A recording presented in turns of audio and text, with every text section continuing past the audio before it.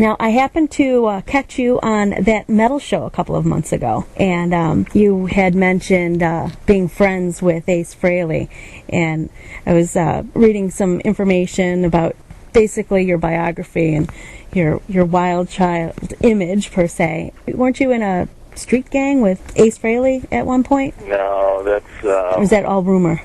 That's manufacturing of a fertile mind somewhere in a magazine someplace. I mean, that never happened. I mean, we've been friends since we were kids, but... Oh, that's neat. I was curious, because I had never heard it before, and then when I read it, I thought, well, there is something I need to know about. Back in the 80s, you were a pretty prominent target of the PMRC, and although publicity ultimately probably improved the album's sales, there were also rumors that the band actually received death threats. Was there any truth to that, or is that all? Oh, we got lots of them. Really? Oh, yeah. How did you manage to cope with that, or you just kind of ignored it?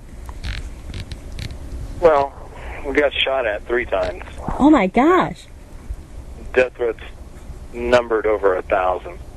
And there was also some other things that had happened, too, where attempts were made on our lives. But, we had to bring in the FBI a couple of times, for advice and investigation. And, things just... There's some folks out there that are not stable. And they think if they get rid of you, then the world is going to be a better place. Now, ironically, all this stemmed from Al Gore. Right. A guy who cared nothing about censorship, was basically doing his version of what Richard Nixon had done in the 50s with his communist witch hunts. And, if you're a political caricature seeking higher office, what better way to get attention than to go after an attention getter? Right, exactly. Because you link your name to them, and it compounds the idea of the publicity that you're going to get out of it.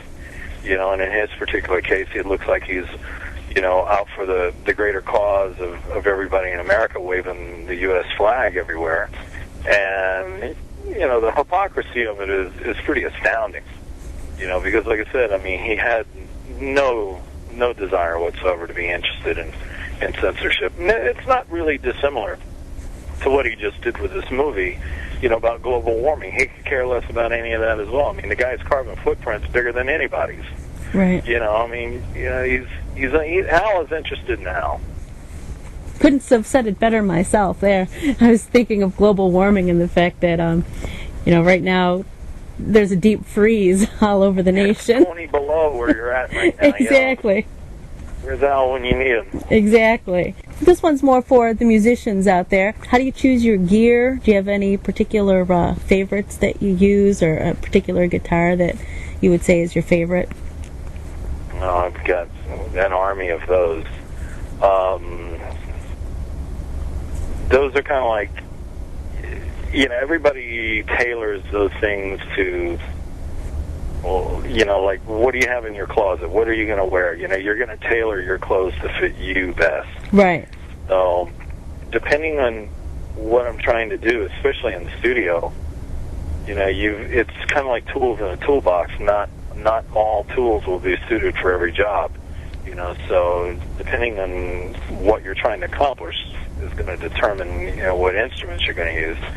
And, and plus, I've been a collector for a long time, too, so, I've been lucky enough to have a pretty full toolbox, and to be able to accomplish all that stuff. So I'm not going to tell you that I'm going to use, or that I'm married exclusively to any one brand or anything like that, because there's a lot of different things that we use. Now, do you keep track? Do you keep count? I'm just curious. How many? How full is that closet? 70.